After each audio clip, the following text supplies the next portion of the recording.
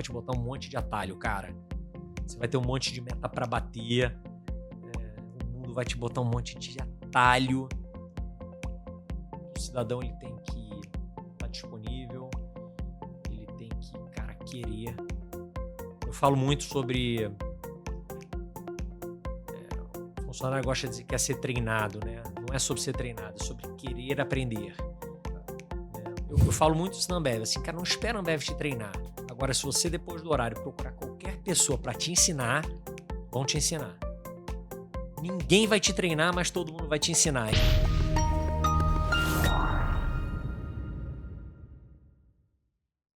Olá, sejam bem-vindos aí a mais um episódio do nosso NS TechCast, nosso espaço para falar de logística, para falar com pessoas que inspiram outros profissionais aqui da nossa área. Eu sou Marco Guapo, CEO e editor aqui da Mundo Logística. Quem vai me acompanhar aqui na condução hoje é o Rafael Martins, que é vice-presidente da unidade de software embarcador da Nestec. Rafa, obrigado aí pela tua presença. Muito obrigado. E aí, hoje a gente vai falar sobre logística, a gente vai falar um pouco sobre digitalização. Hoje não dá para falar, né, de nível de serviço, de sucesso financeiro, até mesmo sustentabilidade, sem falar dessa jornada de transformação digital que está presente no dia a dia aí de todo mundo que trabalha com logística. E quem vai falar com a gente hoje aqui é nada mais, nada menos que o Paulo Zagman, vice-presidente de logística da Ambev. Paulo, obrigado pela tua presença aqui com a gente. Maravilha, obrigado pelo convite. Vamos ver se eu consigo atender as expectativas. Marco, Rafa. Rafa eu conheço há muito tempo já, mas é um prazer estar aqui. Vamos lá. Legal, Paulo. Com certeza vai atender. Ô Paulo, e assim, para começar, eu sempre peço aqui para o pessoal se apresentar aí, né? Quem não conhece ainda, o que você pode dizer aí em 30 segundos, quem é o Paulo? Beleza. Carioca, marido da Fabiana, pai do Pedro e da Yasmin, cara de uma empresa, trabalho na Ambev desde que eu saí da faculdade, engenheiro civil, e me considero talvez aí cara da primeira grande geração de logística, né? Logística que em algum momento era um departamento dentro de alguma área e hoje é uma área nas empresas, né? Até core em algumas empresas. Estou nessa jornada aí há 23 anos, então acho que me considero um cara de logística. Legal, muito bom. E aí queria explorar um pouco mais isso, né? Paulo falou que é uma pessoa de uma empresa só, né? Você está na Ambev aí há mais de 20 anos, crescendo internamente até se tornar VP de logística, né? Eu queria que você contasse para a gente como é que foi essa tua trajetória aí, desde a entrada na Ambev até hoje em dia. Por onde você passou, o que você aprendeu lá durante esses anos todos? Tá bom. Minha formação é engenharia, tá? Então, engenheiro de formação, saindo da faculdade procurando uma oportunidade e a universidade acaba te encaminhando para processos de trainee, que naquele momento parecia a melhor porta de entrada para o que eu procurava, que era uma multinacional, que era, né, alguém que pudesse me dar oportunidade, algum tipo de estabilidade, carreira. E eu acabei passando na Ambev, né, no programa de trainees da Ambev, e isso é 2002. Então faz bastante tempo.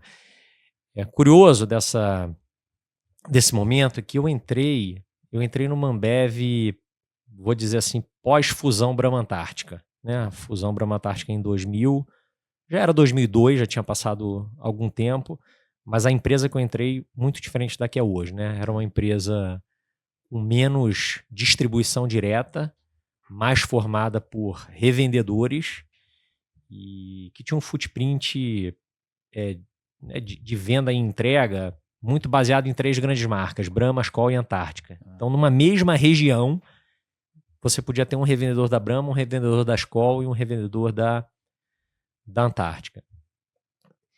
Eu fui alocado no que a gente chama de logística secundária. Né? Eu acho que eu vou me referir diversas vezes a second tier, distribuição urbana. Vou chamar de distribuição urbana para a gente equalizar.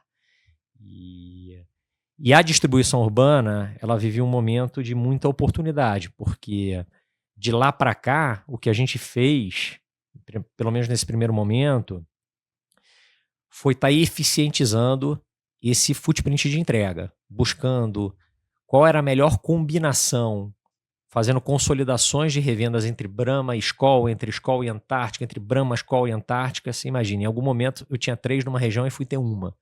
Então você passa a ter um cara muito mais eficiente. Isso podia ser um revendedor fazendo isso, ou isso poderia ser migrando para uma distribuição direta da Ambev. Então nesse cenário, nesse pano de fundo que eu acabei entrando na companhia, então era um momento de muita expansão, mas também de pouco processo, porque a gente estava construindo o que era isso, né? O que ia ser essa distribuição direta, o que era essa consolidação de áreas, como é que era esse modelo de negócio para atender o mercado. E eu acho que isso é um pouco da história inicial de eficiências e expansão da própria companhia. Isso me trouxe, obviamente, muita oportunidade, mas muita dedicação. E aí, daí para frente, a minha carreira foi 3 anos no que a gente chama de distribuição urbana, no campo, né, fazendo essas consolidações, tocando motorista, ajudante, caminhão, entrega, ponto de venda. E aí eu segui uma carreira dentro da companhia que foi sair do campo, vim para o corporativo, uma função aí de especialista, um pouco mais, pela primeira vez, um pouco mais inspirando, um pouco menos transpirando. Eu gosto sempre de fazer essa brincadeira de estar no campo para transpirar e aprender, para depois poder ir para o corporativo e inspirar. Obviamente que depende da tua função no corporativo, você inspira mais ou menos, você é mais ou menos estratégico. Mas aí eu tive a chance de me mudar para São Paulo durante 2 anos, numa função de logística, e aí eu comecei essa jornada de ir percorrendo diversas funções que fazem um profissional de logística por diversos estados no Brasil, entre campo e corporativo. Então, eu vou correr um pouquinho aqui só para você entender a jornada. Se vocês quiserem, vocês entram em alguma delas, mas de São Paulo eu me mudei para Curitiba para ser regional financeiro, que ficava dentro da logística, cuidando do que é financeiro de vendas. Daí eu me mudei para Porto Alegre para ser um regional de operações, que aí você é dono de vários CDDs. Então imagina que no início da carreira eu estava em um CDD. Nesse momento em Porto Alegre, a região era Rio Grande do Sul e Santa Catarina, eu era responsável por diversos CDDs. Daí eu mudei a minha carreira, voltei para o Rio de Janeiro para ser regional de logística, mas de fábricas. A carreira até então ela estava toda direcionada em distribuição urbana. Então é uma outra logística, a gente chama isso de logística primária. Fui cuidar da logística de 3 cervejarias na região do Rio de Janeiro. Enfim, voltei para o corporativo para ser diretor de logística primária, o que é engraçado porque meu background tinha sido quase todo de secundária, mas a minha primeira chance como diretor foi em logística primária.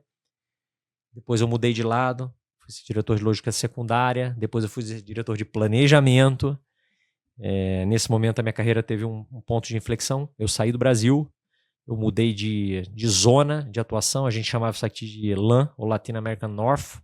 Eu me mudei para a Argentina, para uma outra zona, com outro presidente, para uma outra unidade de negócio, chamada Latin American South. E eu fui ser vice-presidente de gente de gestão, então foi minha primeira oportunidade no nível né, como vice-presidente, mas foi sem gente de gestão. E lá eu acabei migrando para logística, para vice-presidência de logística, e aí, para minha sorte, a gente fez uma fusão das 2 zonas e eu consegui voltar para cá, para o time que eu considerava como meu. Então, voltei para o meu time, mas eu tinha o meu time de lá, e isso vem desde 2019. Então, estou aí há quanto? 19, 20, 21, 22, 23, 24, 6 para 7 anos tocando com muito orgulho a logística da Ambev, do que a gente chama South America Zone. Um timaço comigo. Muito bom. Eu peguei o paralelo aqui da minha carreira, né? Então, primeiro, eu também queria agradecer ao Zagman por estar aqui conosco. O Zagman é um mentor para mim, foi o cara que me formou ali na logística da Ambev. Então, eu passei 12 anos da Ambev, 7 anos em logística e correlacionou muitas vezes. O Zagman já foi meu gestor também, então super legal. Ele me deu a primeira oportunidade de assumir uma regional de Minas.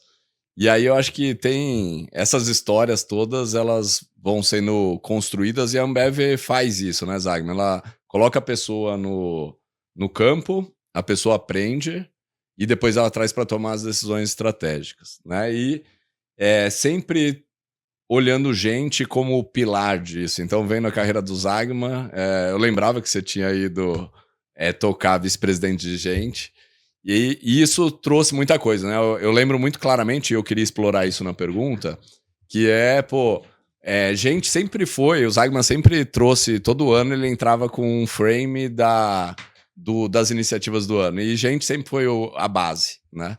Queria que você explorasse um pouco esse pilar de gente, porque esse sempre foi o seu mantra, né? E você trouxe isso e formou muita gente no mercado. Hoje a gente vê muita gente por aí. Esse ponto é interessante, assim, de alguma forma, e aí eu vou usar uma passagem da minha carreira para poder fazer o meu ponto, tá? De alguma forma, quando eu voltei da Argentina para o Brasil, né, nessa consolidação das duas logísticas, Latin American South com North, a gente no Brasil estava sem uma vice-presidência de logística. Então a logística ela estava presente, mas ela estava distribuída entre as áreas. E por incrível que pareça, independente dela estar consolidada ou não, a nossa área ela é uma área que permeia as demais áreas, não tem jeito. A gente vai estar lá pensando com o procurement a compra dos insumos, a gente vai estar programando a produção das cervejarias, a gente vai estar carregando e distribuindo para os CDDs, a gente vai estar fazendo a logística de última milha, a gente vai estar atendendo o cliente, não tem jeito, a gente está por dentro das áreas e esse profissional, na formação dele, se a formação for completa, ele vai mudar diversas vezes de área dentro da logística para ter a capacitação completa. De alguma forma, o meu entendimento, quando você tem tantos stakeholders, ou seja, em algum momento você tem tantos, em algum momento o cara é teu sócio, em algum momento ele é teu cliente, mas você sempre vai ter um cara da logística interagindo com algumas dessas áreas. Quando você tem tanta gente, talvez não seja tão trivial você criar uma unidade para a tua área. E aí eu entendi que o treinamento, a formação, as pessoas se perceberem integrantes de alguma coisa maior, era o caminho com que eu ia conseguir fazer essa unidade acontecer, as pessoas se perceberem como profissionais de logística. Então eu falo muito para o Rafa, assim, plataforma de treinamento, para mim é inegociável.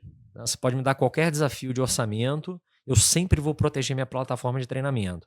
Ela tem que ser conhecida e reconhecida desde dos níveis, dos cargos mais baixos até os mais executivos. As pessoas precisam entender os méritos e direitos que elas vão ter ao longo da carreira.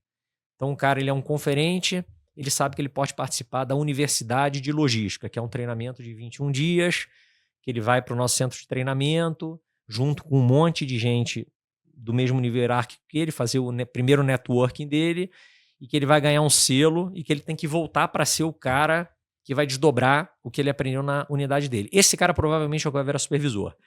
O nível de supervisão, ele sabe, supervisão e coordenação, ele sabe que ele pode concorrer ao MBL, que é um Master em Logística.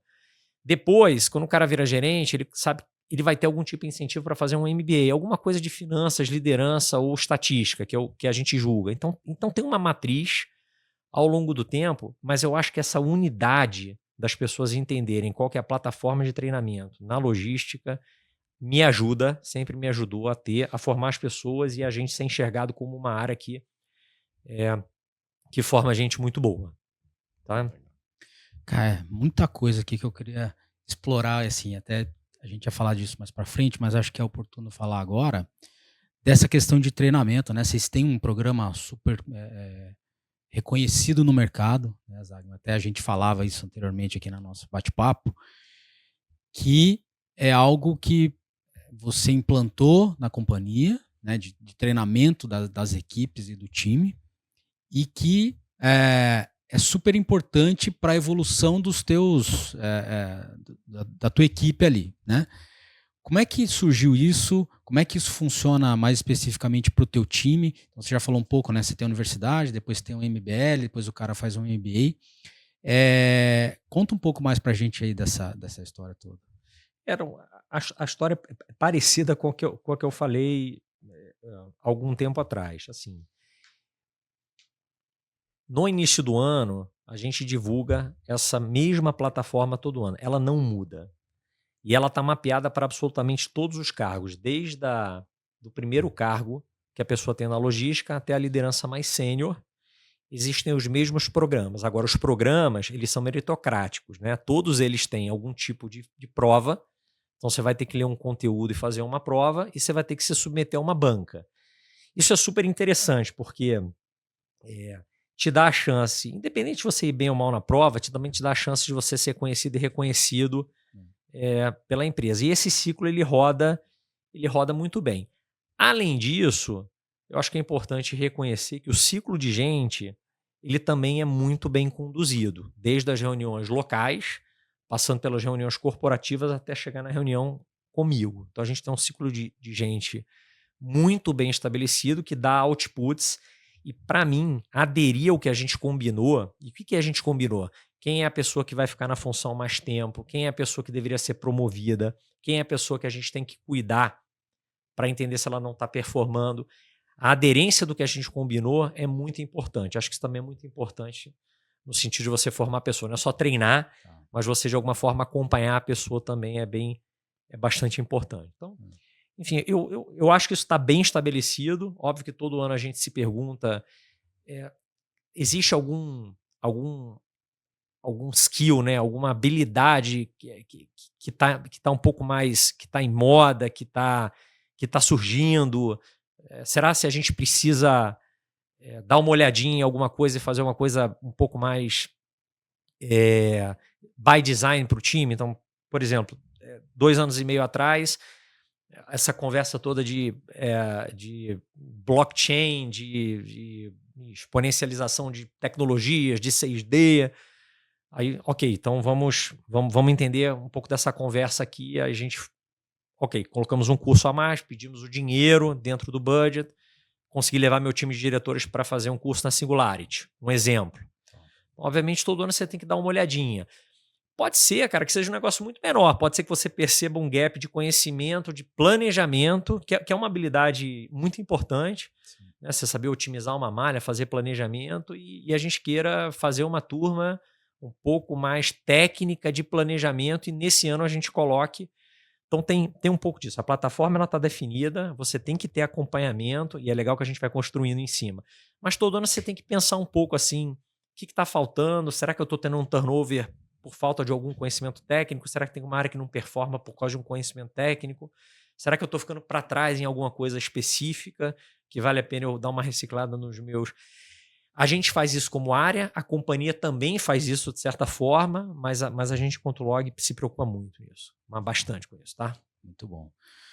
O Zagman, aí, você contou um pouco da tua trajetória, né? E acho muito legal, assim. Eu compartilho muito dessa visão, que é isso, né, cara? Você tem que transpirar para depois inspirar. Porra, você foi lá no outbound, você trabalhou no inbound, você trabalhou com gente, isso vai te criando uma capacidade, né? E o que você falou é muito legal, de que assim, cara, a logística, ela tá em todas as áreas ali, né? E isso é super importante para construir esse time. Mas a minha pergunta é no seguinte sentido: você começou lá, você disse assim, cara, eu comecei lá, tinham 3 marcas, né? Então você tinha relativamente poucos SKUs. E hoje em dia eu nem sei, talvez você saiba me dizer, sei lá, quantos SKUs vocês têm que trabalhar devido à quantidade de marcas e de produtos aí que cada marca compõe, né? Mas o quanto a complexidade aumentou lá do começo, quando você tinha isso, para hoje, assim, né? Como é que foi esse crescimento de complexidade durante esses anos que você está lá? Como é que você vê isso? Cara, se tá mais complexo, eu diria que tá. Se tá mais difícil, não necessariamente, porque, enfim, você tem uma jornada, né, para você manter o teu processo estável e eficiente, eficaz, eu diria para você, né? Então, no final do dia, se você pensar ter 3 marcas de 3 revendedores e virar um entregando as 3, ficou até mais fácil. Né? Você aumentou o drop size do teu caminhão, você vai ter menos entrega e menos caminhão. Então, mas assim, fundamentalmente, o que eu acho que a gente vive é um mundo onde você tem que encontrar uma forma de servir melhor. No final do dia é isso, né? Você tem um chefe que é o teu cliente, você tem que servir esse cara bem e ao mesmo tempo, você tem que ser eficiente nos teus processos, né? Eu gosto de pensar a logística assim bastante, tá? 2 logísticas, né? Uma logística da porta para fora, onde eu tenho um chefe, que é o meu cliente, que eu tenho que atender bem, e eventualmente eu posso até gastar mais para atender bem, mas eu também tenho que olhar para dentro e eu tenho que ser eficiente. Então é dessa forma que eu penso assim na logística. Então não é sobre estar mais complexo, é sobre estar competitivo para atender esse camarada e como é que eu me organizo para atender ele bem e ser eficiente para dentro. E aí essa conversa, óbvio que ela vai derivar em algum momento para a gente, tecnologia, ela não consegue fugir disso. Mas é um pouco disso. O fato de estar mais complexo não quer dizer que está mais difícil. Sim, né? Sim. Diz que você tem que estar organizado, porque eventualmente você vai vencer se você estiver mais organizado. E aí eu tenho diversos exemplos interessantes, mas é um pouco por aí, tá? A resposta. Tá. Não, entendo, e aí queria também puxar para essa história da digitalização, que é isso, né? Entendo que não esteja mais difícil, mas pode estar mais complexo, mas você tem ferramentas para tratar essa complexidade, né? E tá tudo bem, né? Então, e aí a minha pergunta é como é que foi esse processo de digitalização lá para vocês, né? Quando é que isso começou? Como é que você viu isso acontecer lá dentro da companhia? Ou sempre existiu e agora está mais acelerado? Como é que foi o processo de digitalização lá? A resposta é o meu entendimento do assunto, tá? Não necessariamente o entendimento da companhia, mas é como eu enxergo essa história da digitalização. Eu vou começar fazendo uma brincadeira com o Rafa, tá? Então acho que vou levar uns 5 minutos aí nessa resposta e a gente constrói junto, tá? Vocês me interrompem aqui, mas assim, grande legado, olha só, o grande legado que esse jovem Rafael, esse cara brilhante, deixou pra gente, foi que em algum momento a gente se viu numa circunstância onde a gente precisava aumentar o número de operações de CDD. Então a gente tinha aí, sei lá, 40, 50 CDDs, centros de distribuição pelo Brasil. Centro de distribuição quer dizer que eu vendo e eu entrego, não um revendedor, e a gente falou, a gente vai para 80, vai para 90, a gente vai abrir CD pra caramba em 2, 3 anos. Não é trivial você abrir um CDD. Não é só fazer uma construção, né? Você vai ter diferença de estoque, o teu transportador não vai conseguir ter rentabilidade, você vai ser roubado na rua, o mercado não vai gostar. Não é fácil. Não é só ir lá e construir. Para você abrir um CDD, você precisa ter gente. E para você abrir 30 CDDs, eu gostava de falar isso. Para eu abrir 30 operações, eu preciso ter pelo menos 60 pessoas. Eu falava assim, não, na logística eu tenho um gerente, eu tenho um cara de armazém, eu tenho um cara de distribuição urbana, eu tenho um cara de controle, eu tenho um cara financeiro. São 5, é o pilar. Se eu tiver 2, eu abro. Os outros 3 eu contrato. Mas eu preciso ter 2. Algum conhecimento eu preciso ter. Mas você não consegue tirar 2 de 40, 50 CDDs que você tinha. Você tirar 2, você tirou 100 pessoas. Você não tira 100 pessoas. E aí, nesse momento... E você vai ver que eu vou chegar na digitalização, tá? Em algum momento. E aí, nesse momento, a gente desenhou um plano que a gente falava como é que a gente mantém esse negócio rodando com tamanha expansão. E a resposta para a gente foi: ou o meu processo ele é estável e padronizado de tal maneira que as pessoas cumpram o processo, ou eu não vou conseguir expandir. Nesse momento, a gente escreveu o que a gente chama de manual operacional dos centros de distribuição. Rafael escreveu. Foi o primeiro centro, foi o dele, o primeiro que a gente sustentou. Por que isso? Porque você até pode ter o Messi, o Neymar, você pode ter um cara genial no teu time. O que é o cara genial? É o cara que cobra o escanteio, corre para a área, mete o gol, pega a bola, volta para o meio campo, volta... Esse cara é aquele cara que chega às 6 da manhã, fala com o motorista, tá na saída da rota, vai pra rota, tá no retorno, fala de novo, não dorme, sábado, domingo. Esse cara sozinho, ele até leva o CD, ele leva a operação. mas em algum momento esse cara sai. Quando esse cara sai, a operação cai. Então, eu não vou ter 40 caras desse para fazer expansão.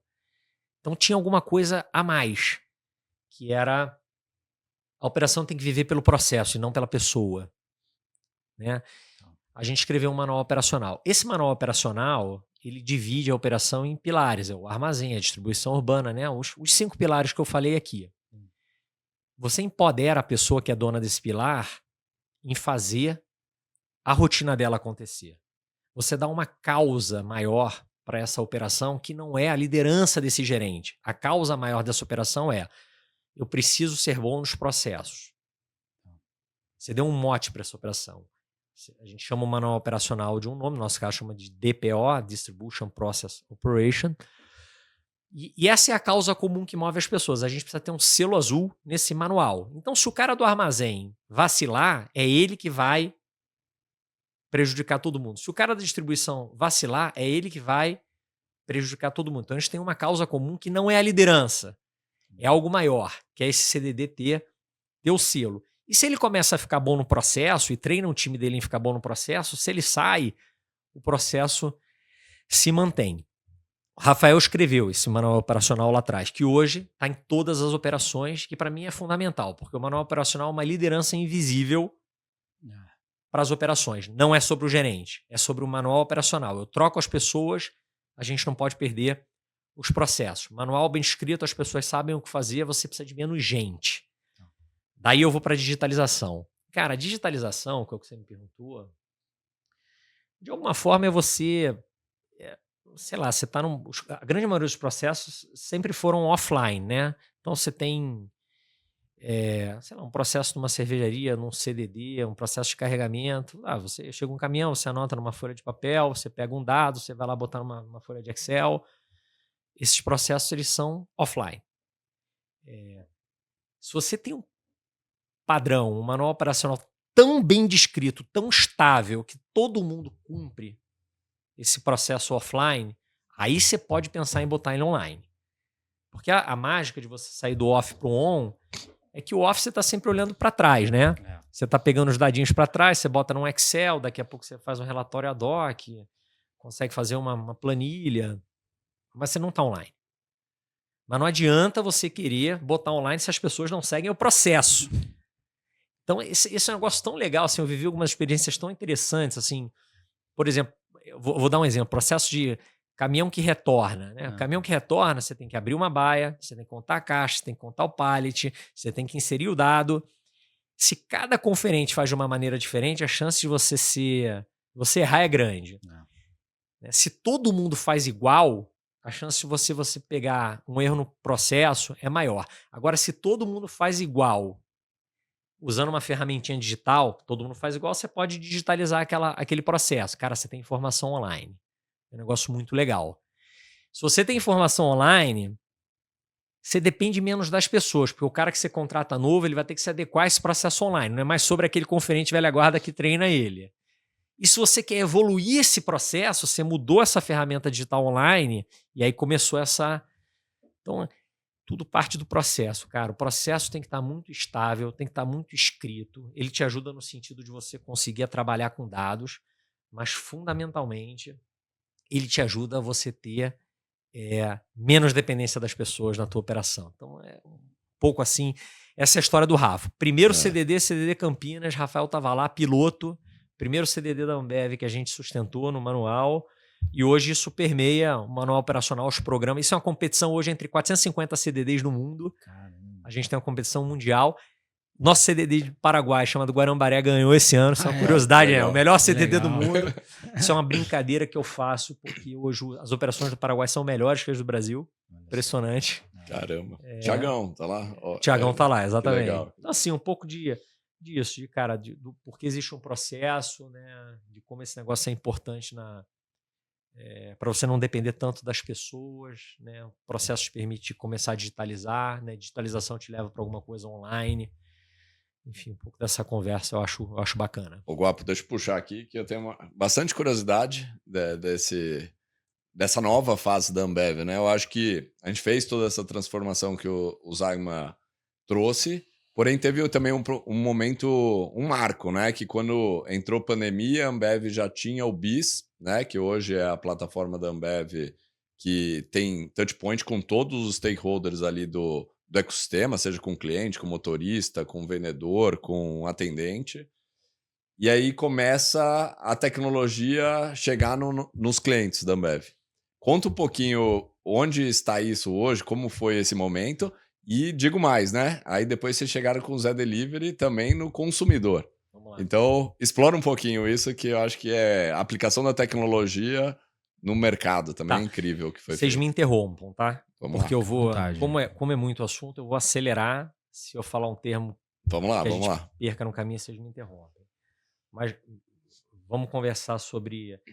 A logística, de alguma forma, já vinha se digitalizando antes da pandemia, tá? Processos estáveis, dado, desenvolvimento de pequenos produtos digitais para pequenas partes do nosso processo, enviando tudo para um data lake, a gente estava começando a ser preditivo, e algumas ferramentas de prateleira, principalmente para o last mile execução, né? Tracking de caminhão, algumas coisas já existiam. O que é o BIS? Né? O BIS é o entendimento da companhia de que podia digitalizar o varejo. Né? Então, aí é um pouco opinião minha. Né? Percebo B2C muito digitalizado no mundo inteiro, grandes plataformas vencendo, Uber vencendo no táxi, Airbnb no hotel, Amazon no B2C. Brasil 2020, não sei quem estava vencendo em B2B. Não consigo lembrar de uma plataforma B2B. A companhia viu uma oportunidade de acelerar. Ou houve oportunidade ou a própria pandemia acabou acelerando alguma coisa que a gente tinha na mão. Mas assim, naquela conversa da curva das tecnologias exponenciais, assim, não pense que você primeiro digitaliza, depois você decepciona, depois a turma vale a pena pesquisar, né? Os 6D, né? Digitaliza, decepciona, depois você disrupta. De certa forma, Rafa, você sabe, a gente já tinha digitalizado, não era BIS, era um parceiro Ambev, tinha uma ferramenta, mas ela era ruim, o UX era ruim, não tinha 4G, não tinha 5G, então a gente não usava. No momento da pandemia, quando a gente investiu em transformar essa plataforma em BIS, investiu um pouco mais em tecnologia, foi uma combinação de uma UX melhor, com uma conectividade melhor do mundo, e a gente se percebeu no momento de pandemia com uma ferramenta que funcionava.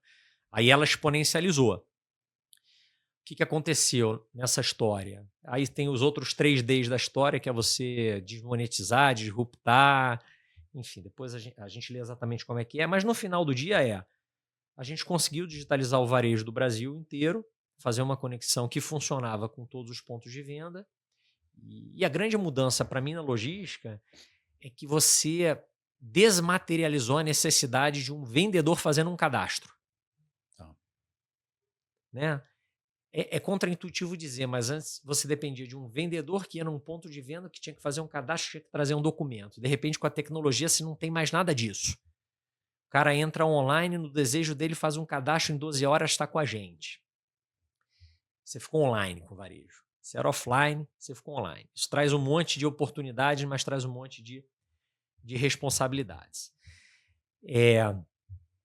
Para a gente, para a logística, isso foi uma disrupção total. Então, eu comecei falando, cara, a gente já tinha algum tipo de digitalização, a gente já tinha, sim, algum tipo de tecnologia, como um sistema de tracking legal, mas isso não tem nada a ver com o que foi essa disrupção de você, de repente, estar online, estar digital com o teu varejo. Então, de novo, a logística ela tem dois lados. Ela tem um lado para fora, mas ela tem um lado para dentro. Se o para fora mudou demais, tu vai ter que organizar o para dentro. Então, eu até achava que a gente estava na vanguarda, mas em determinado momento a gente acelerou, fez essa digitalização e trouxe para a gente muita, nessa conexão com o mercado, que é muita responsabilidade. Ato contínuo, Rafa. Muito cadastro entrando, muito. Explosão de número de compradores, crescendo comprador. Uma política nossa de não restringir o tamanho do pedido. Então, atendendo o menor cara da forma que ele pedisse pra gente. Então, hoje compra 3 Pedidos pequenos, a gente entrega. Então, muito comprador chegando, isso afetando um pouco drop size, né? Pedindo mais caminhão, começando a ter reflexões sobre custo, como é que eu vou atender. Mas a conclusão foi que o portfólio é grande. Né? Você não tem 269, você tem a 350 ou a 473. Cara, o portfólio é grande. Ele só quer saber a verdade e ele tem um pocket. Ele vai comprar. E se ele não quiser comprar, ele pelo menos vai ter a opção de comprar em outro lugar, porque você falou. Então a gente botou a restrição, que é um estoque online. Então nada que eu não tenho, eu deixo vender online. E o NPS subiu 15 pontos. Nossa. Exato. Então você colocou um estoque, né? Você começa a combinar as coisas. Né? Então aí a logística, é interessante que a logística ela se divide em duas partes. Tem uma parte daqui que é eu tenho que ser capaz de combinar e cumprir. Essa é a minha logística para fora. Preciso ter na ferramenta digital, que é o BIS, que me conecta com o varejo, eu tenho que ser capaz de ter um estoque online, uma capacidade online, que é parecido com o Uber. Se eu não tenho um caminhão, eu não posso prometer que eu vou entregar. Sim. E a gente está indo nessa linha, desenvolver os features online para tudo que eu combine, mesmo que tenha uma restrição, eu cumpra. Se eu não sou capaz de combinar, eu não vou combinar. Tá? Então, esse é um lado. O outro lado é, eu preciso que o meu processo de logística bote produto o tempo todo em todo lugar, justamente para não restringir. Mas se eu não conseguir, eu vou restringir, porque eu tenho que ser capaz de combinar e cumprir. São dois jogos totalmente diferentes. Essa é a beleza da logística. Né? Uma com o mercado e a outra internamente, onde você persegue ser excelente, onde você conecta o teu fornecedor, teus insumos com as tuas cervejarias, com o teu sistema de distribuição urbana, né, com o teu otimizador, com a malha do país. Você tem que ter produto o tempo todo, criar fulfillment center, encontrar a melhor maneira possível de ter produto o tempo todo, ao menor capital empregado, obviamente. Você tem que ser super eficiente para ter o produto disponível. Mas, cara, se você não tem, combina o que você pode cumprir. São duas logísticas, dois enfoques, duas conversas, dois tipos de digitalização diferentes. Mas eu acho, sim, que tecnologia é sobre como é que eu vou vencer com o meu cliente, como é que eu vou atender bem o meu cliente. Obviamente, vou tentar ao menor custo, mas como é que eu vou vencer com o meu cliente e como é que eu vou usar para otimizar essa minha cadeia aqui para ser eficiente do lado esquerdo. Tá? Então, assim, eu joguei ideias, mas sim. Acho que deu para pegar aí. Né? Perfeito. E Rafa, essa é a vida, assim, porque o lado de lá mudou completamente. E hoje o cliente entra para comprar. Óbvio que os features vão melhorando com o tempo, mas hoje é um pouco assim. Você tem o dia que você está livre, você tem um dia que eu posso te cobrar uma taxa porque é totalmente fora de rota a sua entrega. Se eu não tenho capacidade de caminhão, eu vou te falar, cara, eu não tenho capacidade, infelizmente, eu vou ter que te entregar em D2. Se eu não tenho produto, eu vou te dizer, eu não tenho. Posso até te dizer, posso te entregar em até 7 dias. Então, você, de forma digital, você transforma essa numa relação muito honesta, mas às vezes com restrição. Sim. Né? E isso funciona. Por incrível que pareça, você traz até mais venda, porque ele vai buscar o produto. Claro. E do outro lado, a logística tem que ser eficiente para ter o produto o tempo todo, em todo lugar, né? Da forma certa. Né? E eu vejo agora de fora, né, no mercado, que isso de fato mudou o NPS e, consequentemente, todo o alcance da Ambev no mercado, né? Porque antes a logística tinha todos esses combinados, porém, dentro de casa, com um vendedor que chegava no mercado e aí a gente perdia o que falava. A gente falhava. Exato. A gente falhava. Não tem como não falhar, né? O vendedor prometia, mas ele prometia offline. Offline. Ele não sabia o estoque. Aí ele traz um palm top no final do dia, ele faz a descarga da venda. E aí pode ser que não tenha caminhão, pode ser que não tenha produto. Exato. Você vai emitir o que você tem e você vai decepcionar. É engraçado, é contraintuitivo que a restrição possa ser promotora, e a restrição não quer dizer que você perde venda, quer dizer que você dá a oportunidade do cliente ou comprar outra coisa, ou ir comprar em outro lugar, que no final pode ser nosso também. Sim, ele pode estar indo no mercado e comprar um produto que é nosso, ele pode estar indo no Zé Delivery, não sei, entendeu? No fim é sobre combinar e cumprir, é sobre ser confiável. É isso. Muito legal, cara. Assim, Acho que o roteiro foi por água abaixo. Tem um monte de coisa que eu quero falar. Eu desviei aqui do roteiro. Não, mas tá muito legal esse papo, eu cara. acho que eu tirei o guapo do trilho. Não, mas assim, totalmente de acordo. E, cara, coisas muito legais que eu acho que a gente precisa explorar que não estavam no roteiro. Legal, então, vamos assim, lá. Cara, e assim, ó, primeira coisa que eu acho que você fala, Zagman, que é fundamental para mim, quando a gente fala de digitalização. Em nenhum momento você está dizendo assim, vou colocar uma tecnologia X porque é bonito, porque tá no hype, porque sei lá o quê. Cara, primeira coisa que você me falou, o Rafa tinha lá um processo para abrir um novo CDD. Beleza. Cara, eu tenho um processo.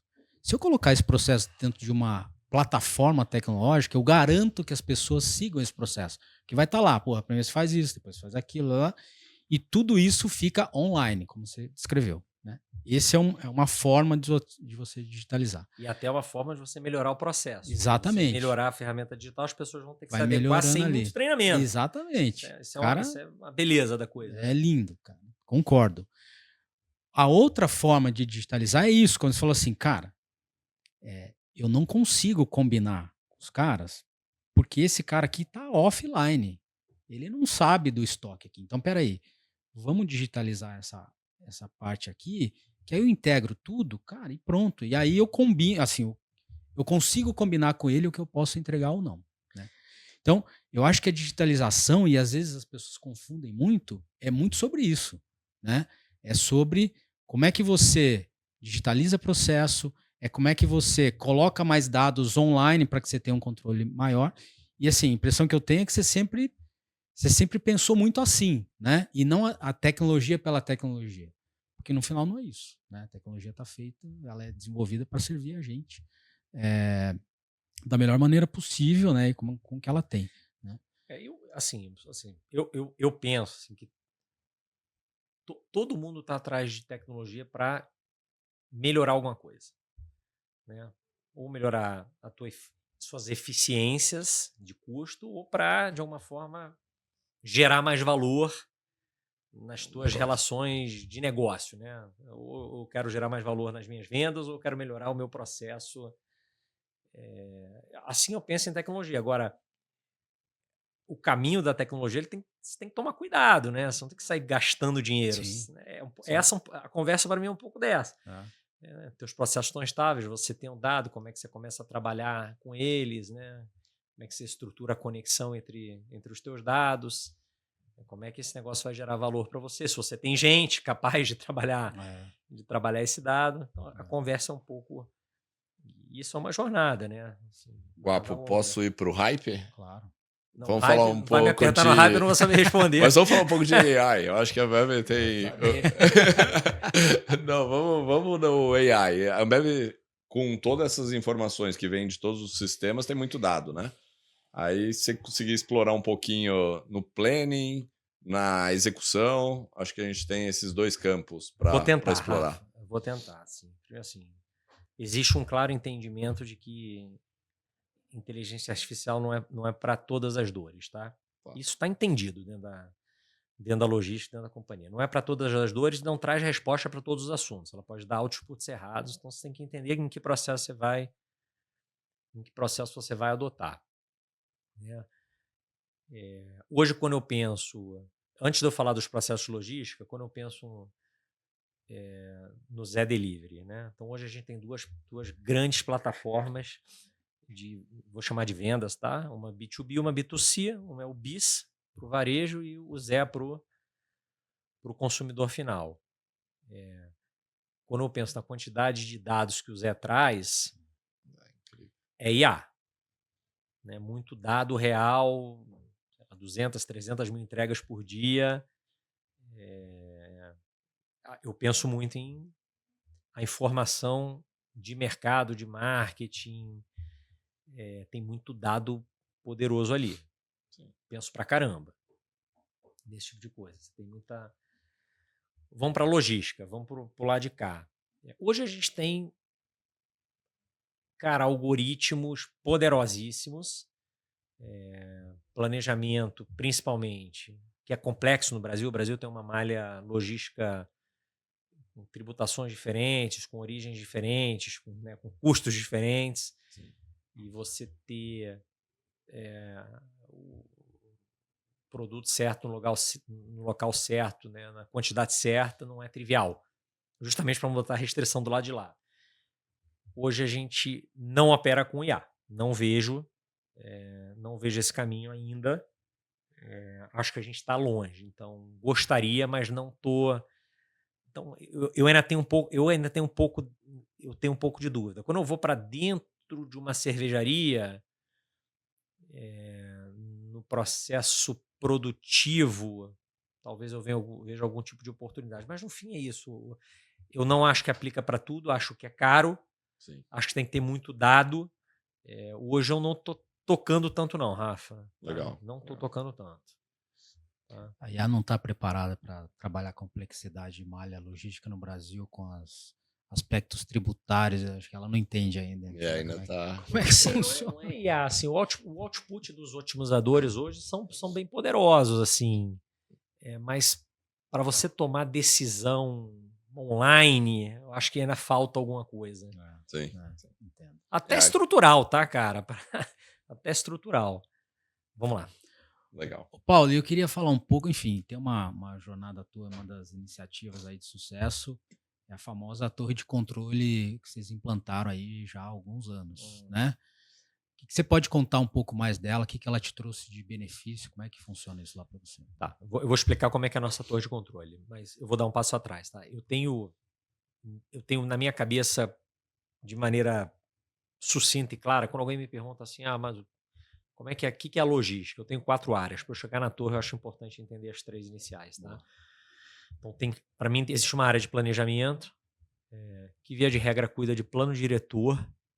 Plano diretor é onde é que está a sua cervejaria, onde é que está o seu CDD, qual que é o investimento que você vai fazer numa linha de produção, ou CAPEX, né? Ou em ativo de giro, garrafeira. Então, plano diretor é onde você investe grande parte do teu CAPEX, a área de planejamento cuida desse plano diretor. No final, você tem que ter produto. A área de planejamento cuida do capital empregado, né, da malha, de definir a malha, o que você vai produzir, o que e quando. E faz os cenários de S&OP, bota as áreas juntas para conversar e tomar as decisões, principalmente as que são gargalos. Então, essa é uma área de planejamento, é uma área mais estratégica, é muito importante porque ela toma decisão de muita alocação de recurso e ela otimiza meio que o todo, né? Aí você tem as 2 logísticas que eu falei, né? A primária e a secundária, né? Vou chamar a primária armazém, empilhadeira, botar insumo na linha, tirar o produto acabado, carregar no caminhão, distribuir. É muito maquinário. Importante, né? Você ter essa sincronia acontecendo. Lógica primária são os armazéns e transporte.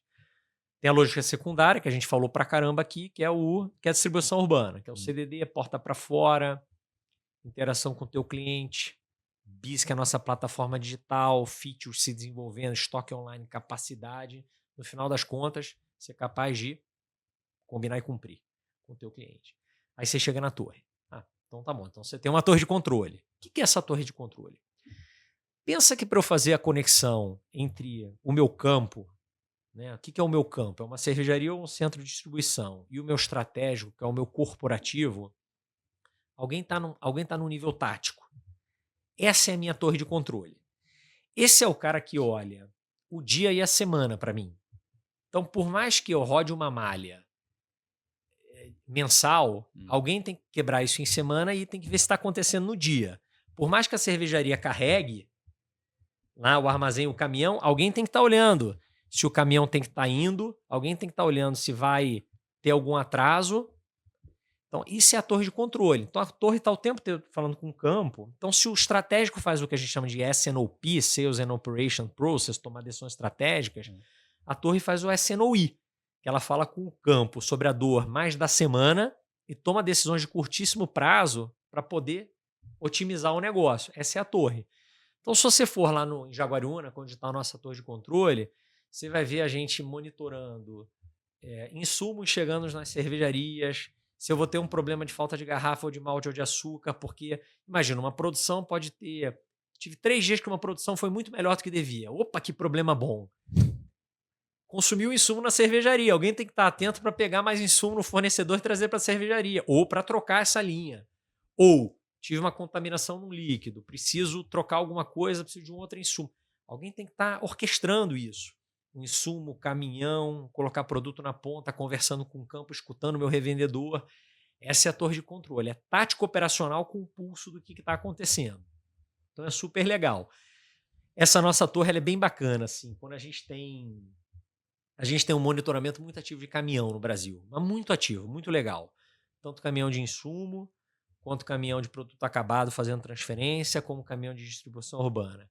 Quando tem algum tipo de paralisação pelo Brasil, é engraçado que os órgãos legais ligam para a gente. Que a gente sabe online onde parou, o que parou, por que parou. E a gente vem desenvolvendo... Aí vamos voltar para a história do produto digital, que é o seguinte. A gente vem desenvolvendo esse produto digital de monitorar caminhão. Então, se o caminhão para, ele solta um pop-up na minha torre. Se o caminhão está fora do raio, ele solta um pop-up na minha torre. Acaba que hoje, a pessoa que está na torre, ele trabalha por exceção. Ele abre um card sempre que ele tem um pop-up. E um cara consegue monitorar mais de 100 caminhões, 150 caminhões. É super legal. Então, é muito bacana de ver essa história. Assim, quando você tem qualquer tipo de problema, você liga na torre e fala, cara, dá uma olhadinha um pouco mais de perto e vê o que está acontecendo com esse caminhão. Então, essa é um pouco da torre de controle. Assim. Muito legal. Eu achei que, basicamente, vocês monitoravam a secundária, né? Como você diz, a logística secundária. Aí você está me falando que a primária também está e as duas estão integradas. Deixa eu te dar um exemplo muito mais legal. Todo dia, lá na torre de controle, a gente monta o plano de transporte. Você roda o plano de transporte sempre para daqui a 2 dias. Tá. Você monta o plano às 6 horas da tarde e você entrega esse plano, né, pro teu revendedor, pro teu CDD. Então esse cara ele olha o plano que ele vai fazer daqui a 2 dias. Quando chega o dia, esse caminhão está vindo. Esses algoritmos da torre, ele fala, deixa eu ver se o caminhão que está vindo era a placa que eu tinha otimizado, deixa eu ver se o pedido é o pedido que eu tinha pensado, deixa eu ver o que está acontecendo. Se ele identificar algum problema com o caminhão no trajeto, ele vai soltar um card falando, cara, atenção, ou não é esse motorista, ou não é essa placa, porque assim, você vai parar na porta da cervejaria e aí o bom e velho processo vai ser cumprido. Né? E acontece, o cara trocou a placa, trocou o caminhão, trocou o motorista, trocou alguma coisa, só que isso está tão digital que ele faz um pop-up da exceção que pode dar um problema. Por quê? Porque no final das contas o caminhão tem que entrar e sair da cervejaria em 2 horas, 2 horas e meia, se não ativar um giro, se ativar um giro, não funciona, né? O lado de cada tecnologia para eficiência, seja para custo, seja para botar produto. Então a torre ela é importante para a gente, seja nesse nível muito operacional do dia a dia, seja na história de você jogar o plano em 2 dias, né? Fazer essa conexão com o campo, tá entendendo os estoques. Não. A torre tá aberta aí para quem a gente recebe visita o tempo todo. Muito super bacana a torre. Pô, a gente podia combinar uma visita lá. Podem no logística para dar uma olhada. Jaguariúna, fica? Jaguariúna. Legal. Baita orgulho da torre de controle. Vamos combinar. Zag, mas como é que você trata, cara, essa questão de desenvolvimento? Não sei a torre, o quanto vocês desenvolveram ou quanto isso foi terceirizado, mas como é que você trata? Você tem um time também para desenvolver, digitalizar suas operações? Como é que você lida com isso? Eu vejo 2 caminhos. Né? Você tem um caminho que são sistemas legados de prateleira muito bons. Eles existem, né? Estão aí sistemas de TMS, de WMS, de gestão de estoque, de otimização. E existem, obviamente, alguns sistemas que você desenvolve para o teu processo para conectar. Hoje a gente tem uma área de tecnologia dentro da Ambev, chamada Ambev Tech, que tem gente capaz e que desenvolve esses produtos. Então, a própria ferramenta, o BIS, essa plataforma digital, ela foi desenvolvida in-house, né? Ela é in-house, o Zé é in-house. Aí eu penso assim, eu uso um TMS de prateleira, mas eu desenvolvi um sistema para me conectar com os meus fornecedores de insumo que é feito in-house. Então, eventualmente, assim, eu acho que a resposta mais correta é que a gente sempre tenta olhar o processo. existe um processo que precisa ser ótimo. Esse processo ele pode ter algum sistema de prateleira, esse processo ele pode ter uma pecinha faltante que eu talvez tenha que desenvolver para que o todo seja ótimo. Tá. Então, por exemplo, se falta um insumo numa cervejaria e eu tenho um aviso automático para um fornecedor que me carrega um caminhão que manda para mim, cara, eu não dependo que alguém perceba que faltou um insumo na madrugada e parei uma linha de produção. Então, talvez eu precisa ter um autopilot, que é como a gente chama, para mandar um pedido de um insumo para conectar com o sistema legado que eu já tenho, que é, sei lá, que é o TMS. Então, no fim, é um pouco disso. Como é que você olha o teu processo como um todo para ele ser super eficiente e encontra qual que é o elo que está faltando? Se esse elo puder ser contratado, uma tecnologia pronta, a um custo correto, maravilhoso. Se fizer sentido desenvolver e se tiver payback, né, no final, assim, você vai pedir dinheiro para entregar algum tipo de eficiência, né, esse processo de orçamentação de toda a empresa. Então a gente tem bastante liberdade para fazer esse tipo de proposta e a gente tem produtos digitais bem legais, assim. Alguns deles escalados no mundo. Então, por exemplo, roteirizador nosso, chama BWay, desenvolvido em house. É o roteirizador da ABI. Desenvolvemos aqui, é o mesmo que está no México, é o mesmo que está no mundo inteiro. É mesmo. WMS de CDD, desenvolvido em house, é o mesmo que está no México, a gente exportou para o mundo. Então, tem coisas que solução de planejamento, ferramenta online. Né? Existe APO da SAP online, que não é da SAP. Compramos, não desenvolvemos, fomos com o fornecedor. Então, podem acontecer as duas coisas para investir, sempre buscando algum tipo de eficiência, né? Melhorar teu processo, ter algum tipo de payback, entender melhor. Legal. Zagman, também, assim, você está liderando uma jornada também de transição energética na Ambev. Podemos falar disso. Eu queria entrar um pouco nesse ponto, né? Você já tem uma frota elétrica que é referência no Brasil, né? E como é que tem sido essa jornada? Como é que a tecnologia tem ajudado? Se é que tem ajudado de alguma forma? Como é que é isso aí para você? A gente segue tendo uma frota grande. Eu diria que a gente aprendeu muito sobre as baterias, as autonomias, as manutenções, coisas que eu não vou falar. A gente tem bastante aprendizado, mas não está assim, não tá indo do jeito que eu acho que pode ser. E na secundária. Então é um pouco dessa história. Então a gente quer, a gente testou, a gente vem aprendendo, a gente tem a frota, mas, cara, tá muito volátil essa história dessa conta fechar. Sim. Então, é engraçado, pode ser que uma rota feche a outra não até. Você tem uma rota que roda muito todo dia, com muita frequência. Então a gente vai seguir nessa jornada, disposto, conversando, querendo desenvolver, mas muito abertos. Mas, cara, tem que ser bom para o meio ambiente, tem que ser bom para o país, tem que ser bom para a empresa, né? Tem que ser bom para todo mundo. E eu acho que hoje a gente está mais maduro para ter essas conversas, assim, para planejar. Tá? Legal. Muito bom. Zagman, tem alguma coisa que você ainda acha que falta digitalizar na logística, não? Não, tem muita coisa. Eu acho que a gente digitalizou muitos processos, mas acho que a conexão entre os processos, né, para esse essa curva é longa, né? O machine learning, o Rafa aqui trouxe aqui a inteligência artificial, que você vai extrair principalmente de predição. Estamos longe ainda, né? Tem muita coisa. Vir mesmo. Tem muita caldo para vir. Tem muita infraestrutura no país para melhorar, para a gente poder fazer o uso da digitalização. Tem muita gente para se formar tecnicamente no assunto, para trazer coisa boa para a gente. Assim, tem. Vamos explorar a gente de novo, a questão do profissional, né, nesse novo cenário. Acho que hoje vocês têm toda uma plataforma de treinamento e capacitação, mas vamos lá. Mudou, né? Como você vê o profissional da logística, aí eu acho que é pensando em mercado, o que ele precisa ter, quais são, o que ele precisa estudar, onde ele precisa se formar, né, para ser um ótimo profissional de logística. Tá. Cara, eu vou fazer... Eu posso fazer um download de gente? Eu vou fazer um download de gente e vou falar de logística, tá? Então, download de gente primeiro, assim. O que eu...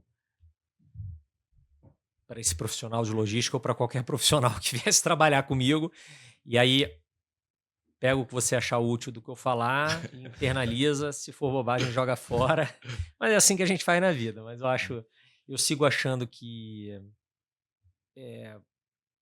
cara, fome, não se comparar à ética vem antes. Então, fome, o ser humano ele tem que estar disponível para a jornada, tem que entender que passou muitos anos estudando, pedindo uma chance. Quando a chance veio, o camarada não tá afim de trabalhar. Então, assim, o cara tem que ter fome. Tem diversas formas de chamar isso, mas tem que ter disponibilidade. Eu acho que não se comparar é muito importante, você ser uma rocha frente aos teus pares. Teus pares te promovem, não é você, não é teu chefe, são os teus pares. Então a tua atitude e o lance da ética, assim, o mundo vai te botar um monte de... Não é seja ético, o mundo vai te botar um monte de atalho, cara. Você vai ter um monte de meta para bater. O mundo vai te botar um monte de atalho. O cidadão ele tem que estar disponível, ele tem que, cara, querer. Eu falo muito sobre... o funcionário gosta de dizer que quer ser treinado, né? Não é sobre ser treinado, é sobre querer aprender.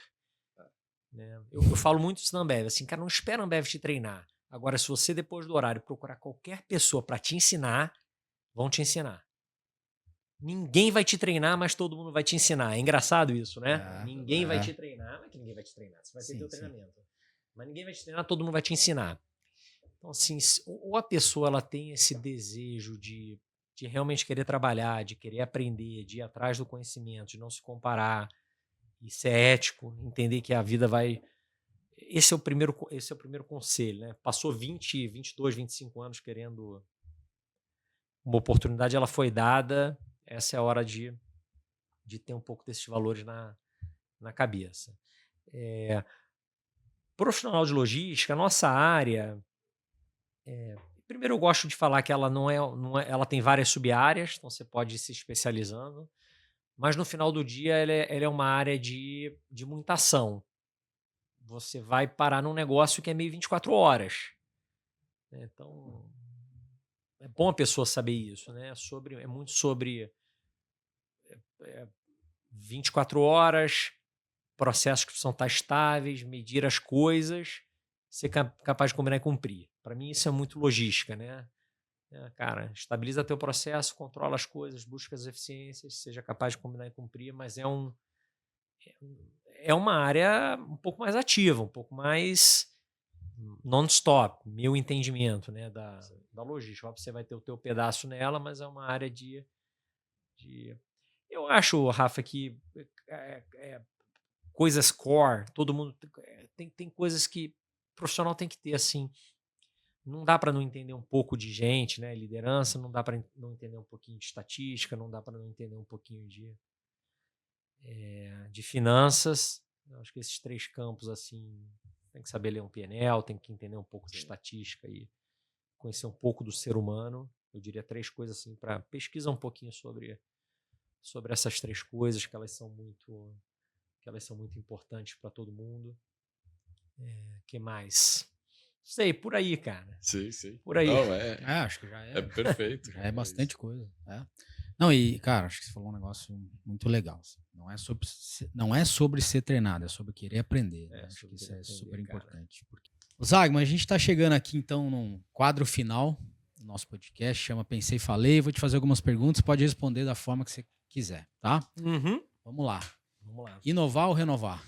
Peguei a folhinha aqui para poder me guiar com as tuas perguntas. Inovar ou renovar? Ambos. Eu acho que tem que buscar inovação, se você precisa disruptar alguma coisa, mas tá sempre renovando, mantendo é importante. Bom.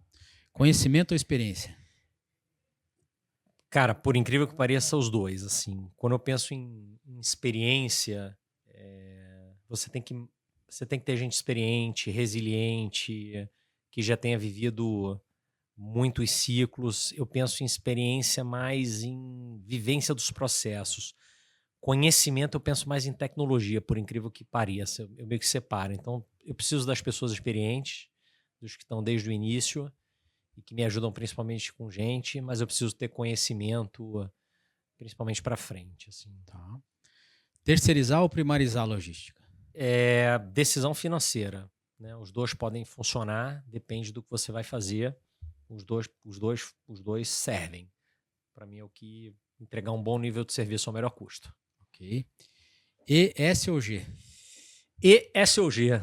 Para mim, licença para operar, acho os 3 importantes, mas tem que ser ganha-ganha, né? Tem que ser sustentável, né? Para a empresa, para o país, né?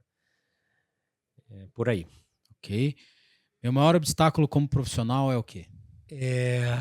Como profissional, eu tenho as ferramentas que eu preciso como profissional. Talvez o meu maior dilema hoje seja a educação de 2 crianças e esse balanço, esses seres humanos empáticos para o mundo que precisam de atenção e você quer fazer tudo bem feito e, enfim, você sempre acha que podia fazer um pouco mais. O que você mais valoriza na hora de contratar alguém? Hoje, eu tento buscar... Você nunca tem certeza absoluta, né? Você tenta buscar perfil. Né? Se essa pessoa tem uma história que mostre que ela tem essa fome, né? Que eu disse para vocês. Né? Qual que é a fome dessa pessoa de estar disponível para crescer, para aprender. Você tenta testar um outro dilemazinho ético, mas é isso. É perceber se a pessoa tem esse perfil de não querer se comparar, de estar a fim de aprender, de parecer ter valores éticos. Mas você não mata na largada, né? Você precisa de tempo, mas é por aí. O que mais pesa na hora de demitir alguém? Eu normalmente não... Fazer uma demissão, ela é o encerramento de um ciclo muito planejado ou algum desvio, provavelmente... O planejado é por performance, o outro provavelmente foi algum desvio ético. Obviamente que pode ser também o fim da história da pessoa, né? Para mim não pesa, hoje não pesa. Né? Se eu tenho certeza que a conduta com o tempo foi a correta, isso não pesa. A minha reflexão ela vem antes, ela sempre tomar cuidado de que você faz com essa pessoa no seu início do fim da carreira dela, né? De ter certeza que ela tem o desafio correto e o suporte correto. Né, para ela não ser nem estressada, nem apática, mas para que ela possa performar. Então, estou sempre preocupado com isso, assim, de como eu estou acompanhando essa pessoa. A gente falou muito de treinar, mas não plataforma de treinamento, mas de acompanhar. Então, muita preocupação com acompanhar. Se eu acompanhei, demitir não é problema, tá? Okay.